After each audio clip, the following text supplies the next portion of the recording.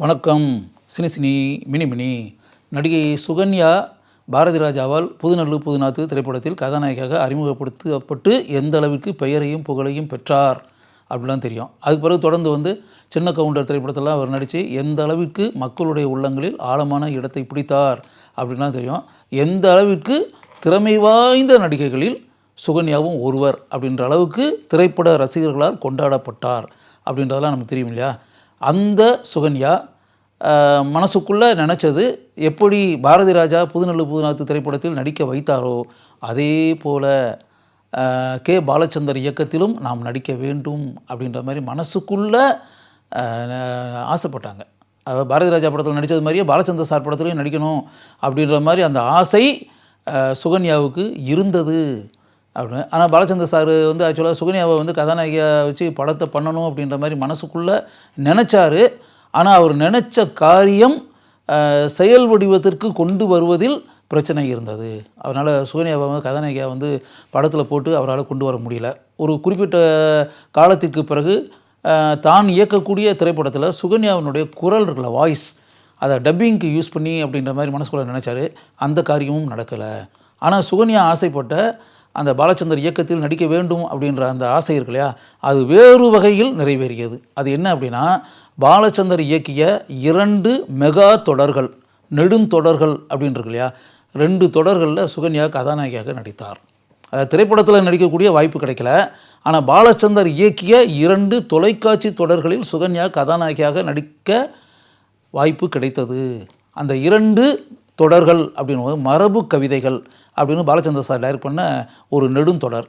அதில் பிரதான கதாபாத்திரத்தில் சுகன்யா நடித்தார். சீரியஸான ரோல், ஆழமான கதாபாத்திரம், நடிப்பு திறமையை வெளிப்படுத்தக்கூடிய கனமான கதாபாத்திரம். பாலச்சந்தர் சார் இன்னும் சொல்லப்போனால் அந்த மரபு கவிதைகளுடைய ஸ்கிரிப்ட் இருக்குல்ல, கதை, அந்த கதாபாத்திரம் அது உருவாக்கும் போதே பாலச்சந்தர் சார் மனசுக்குள்ளே சுகன்யாவை மனசுக்குள்ளே நினச்சி தான் உருவாக்குனாராம். அது பாலச்சந்தர் சாரே சுகன்யாட்ட சொல்லியிருக்காரு. இது கதை எழுதிக்கிட்டு இருக்கும்போதே இது டிவி சீரியலாக பண்ணி அப்படின்னு வரும்போதே இதுக்கு யார் சரியாக இருக்கும் அப்படிங்கும்போது உன்னை மனசுக்குள்ளே நினச்சி தான் நான் எழுதினேன். இந்த கதாபாத்திரத்தையே உன்னை மனசுக்குள்ளே வச்சுட்டு தான் நான் உருவாக்கினேன். நீ தான் அதுக்கு பொருத்தமாக இருக்கும். இந்த ஸ்கிரிப்ட் முடிஞ்ச பிறகு உன்னை தான் கதாநாயகியாக வச்சு இந்த தொடரையே பண்ணணும்னு சொல்லிட்டு நான் மனசுக்குள்ளே ஏற்கனவே நான் பிளான் போட்டு வச்சுருக்க விஷயம் அப்படின்னு பாலச்சந்தர் சார் சுகன்யாட்ட உண்மையிலே சுகன்யாவுக்கு எவ்வளோ பெருமையாக இருக்கும். பாலச்சந்தரை போன்ற மிகப்பெரிய ஒரு ஜீனியஸ் தன்னை மனதில் வைத்துக்கொண்டு ஒரு கதாபாத்திரத்தை உருவாக்கி அப்படின்னு சொல்கிறாரு அப்படின்னா எவ்வளோ பெரிய விஷயம் யோசிச்சு பாருங்கள். அதுக்கு பிறகு அம்மாவுக்கு 2ல் ராகு அப்படின்னு சொல்லிட்டு பாலச்சந்தர் சார் இயக்கிய இன்னும் ஒரு நெடுந்தொடர், மெகா சீரியல், மெகா தொடர். அதில் சுகன்யா ஒரு கான்ட்ராஸ்ட் அப்படின்னு சொல்லலாம். என்னென்னா மரபு கவிதைகளில் சீரியஸ் ரோல், ஆழமான கதாபாத்திரம். இதில் காமெடி கலந்த லைட்டர் வெயினில் இருக்கக்கூடிய ஒரு ரோல். அதாவது ரொம்ப கனமான கதாபாத்திரம் கிடையாது, ஆனால் ஒரு லைட்டர் வெயின் அப்படின்னு வச்சுங்களேன். லைட்டர் வெயின், ஆனால் நடிப்பு திறமை அவசியம் வேண்டும் அப்படி வச்சுங்களேன். நடிப்பு திறமையை வெளிப்படுத்தக்கூடிய ஒரு ஒரு மென்மையான கதாபாத்திரம். அதில் அந்த கதாபாத்திரத்துக்கு நேர் எதிரானது 2 மாறுபட்ட கதாபாத்திரங்களில் சுகன்யாவை கதாநாயகியாக வைத்து பாலச்சந்தர் சார் 2 நெடுந்தொடர்களை இயக்கியிருக்கிறார். இதில் சுகன்யாவுக்கு தனிப்பட்ட முறையில் பெருமை அப்படின்றது என்னென்னா, பாலச்சந்தர் இயக்கத்தில் கிட்டத்தட்ட 2 ஆண்டுகள், இந்த 2 சீரியல் நடிச்சு அப்படின்றல 2 ஆண்டுகள் நடிப்பு, 2 ஆண்டுகள் அவருடைய டைரக்ஷனில் நான் நடிச்சிருக்கேன் அப்படின்றது இப்போ கூட நினச்சி பார்த்தா எனக்கு பெருமைப்படக்கூடிய ஒரு விஷயம் அப்படின்றது ஒன்று. அதுக்கப்புறம் இந்த சீரியல்லாம் முடிஞ்ச பிறகு டெல்லியில் நடக்கக்கூடிய ஒரு இந்திய திரைப்படங்களில் பெண் கதாபாத்திரங்கள் அப்படின்ற மாதிரி ஏதோ ஒரு கான்ஃபரன்ஸ், அதில் சுகன்யாவையும் கூப்பிட்ருப்பாங்க போல இருக்குது. அந்த கான்ஃபரன்ஸில் கலந்துக்கிட்டு சுகன்யா ஏதோ பேசட்டும். ஏன்னா சுகன்யா இங்கே புதுநல்லூர் புதுநாத்து இந்த படங்கள், சின்ன கவுண்டர், இதிலெல்லாம் கதாநாயகிக்கு முக்கியத்துவம் இருக்கக்கூடிய கதாபாத்திரத்தில் நடிச்சிருக்காங்கல்ல, திருமதி பழனிசாமி இப்படிலாம். அதனால் சுகன்யா தான் ஏற்று நடித்த கதாபாத்திரங்கள் இந்த மாதிரி விஷயங்களை பற்றி அப்படியே பொதுவாக காமனாக பேசட்டுமேன்ற மாதிரி சுகன்யாவை கூப்பிட்ருப்பாங்க போல இருக்குது.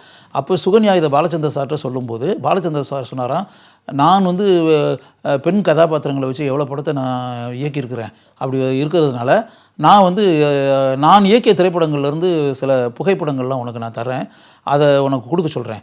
அதெல்லாம் வச்சுக்கிட்டு நீ அது யூஸாக இருந்துச்சுன்னா நீ பேசக்கூடிய அந்த கான்ஃபரன்ஸில் நீ பேசுகிறதுக்கு இதெல்லாம் யூஸாக இருந்துச்சுன்னா இதெல்லாம் நீங்கள் கூட பயன்படுத்தலாம், நீ பேசலாம்.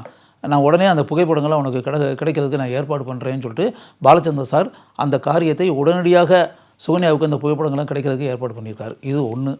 அதுக்கு பிறகு சுகன்யா அந்த டெல்லிக்கு போனாங்க, அந்த கான்ஃபரன்ஸ் நடந்துருச்சு, முடிஞ்சிருச்சு. அதுக்கு பிறகு பாலச்சந்தர் சாருக்கு அந்த டைமில் வந்து உடம்பு சரியில்லாமல் சீரியஸ்லி அட்மிட்டட் இன் ஹாஸ்பிட்டல். மருத்துவமனையில் இருந்த பாலச்சந்தர் சாரை போய் நேரடியாக போய் பார்க்கலாம் அப்படின்றதுக்காக சோனியா மருத்துவமனைக்கு போயிருக்காங்க. பாலச்சந்தர் சார் வந்து பேசக்கூடிய நிலைமையில் இல்லை.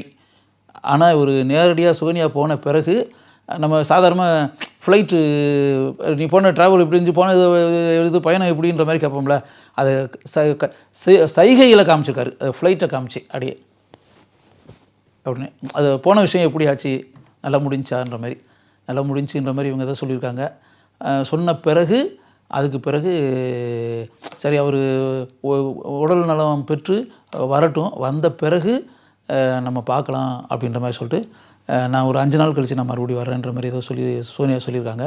அது பிறகு இவங்க பார்த்துட்டு வந்த பிறகு சோனியா பாலச்சந்தர் சார் பார்த்துட்டு வந்த பிறகு 5 நாட்களில் பாலச்சந்தர் சார் இறந்துட்டார் ஆக்சுவலாக. அதனால் மீண்டும் ஒரு முறை ஏன்னா மறுபடியும் சந்திக்கிறப்போ அந்த டெல்லியில் என்ன நடந்துச்சு, கான்ஃபரன்ஸில் நம்ம என்ன பேசினோம், இவர் கொடுத்த புகைப்படங்களையெல்லாம் வச்சுக்கிட்டு இவர் படங்களில் பெண்களை மையமாக வைத்து கதாபாத்திரங்களையெல்லாம் இப்படி பாலச்சந்தர் சார் பண்ணியிருக்காருன்றதெல்லாம் நம்ம பேசணுன்றதை பாலச்சந்தர் சார்கிட்ட சொன்னால் அவர் ரொம்ப கேட்டு சந்தோஷப்படுவார் அப்படின்ற மாதிரி சுகன்யா நினச்சிருக்காங்க. ஆனால் அப்படிப்பட்ட ஒரு சந்தர்ப்பம் அதற்கு பிறகு வாழ்க்கையில் நடக்காமலே போய்விட்டது. பாலச்சந்தர் இந்த மண்ணை விட்டு நீங்கி விட்டதால் அப்படின்னு சொல்லிட்டு. அதனால் பாலச்சந்தர் சார் இறந்துட்டார். இறந்து போன பிறகு மனம் நெகிழ சுகன்யா வந்து இதை வந்து பத்திரிகையில் வந்து அவங்க சொல்லியிருக்காங்க. இப்போ வந்து பாரதி ராஜா இயக்கத்தில் நான் நடித்தேன்றது நான் சந்தோஷப்படக்கூடிய ஒரு விஷயம். அதே நேரத்தில் திரைப்படத்தில் நடிக்காவிட்டாலும் பாலச்சந்தர் சார் இயக்கிய 2 அருமையான தொடர்களில் கதாநாயகியாக நடித்தேன். அவருடைய இயக்கத்தில் மிக ஆழமான திறமையை காட்டக்கூடிய அளவிற்கு அந்த கதாபாத்திரங்களுக்கு உயிர் கொடுத்தேன் அப்படின்றது உண்மையாகவே வாழ்நாள் முழுக்க நான் பெருமைப்படக்கூடிய ஒரு சம்பவம் பாலச்சந்தர் சார் இயக்கத்தில் நடித்தது அப்படின்னு சொல்லி சோனியா சொல்லியிருக்காங்க. உண்மையாகவே இந்த ப்ரோக்ராம் நீங்கள் கேட்டுக்கிட்டு இருக்கும்போது நிச்சயமாக பாரதி ராஜா இயக்கத்தில் நடித்ததும் பெரிய விஷயந்தான், பாலச்சந்தர் சார் இயக்கத்தில் நடித்ததும் மிகப்பெரிய விஷயந்தான். அந்த அளவில் சுகன்யா பெருமைப்படுறது வந்து உண்மையாகவே பெருமைப்படக்கூடிய ஒரு விஷயம் தானே அப்படின்றது உங்கள் மனசுலேயே படுதில்லை, அதுதான் உண்மை.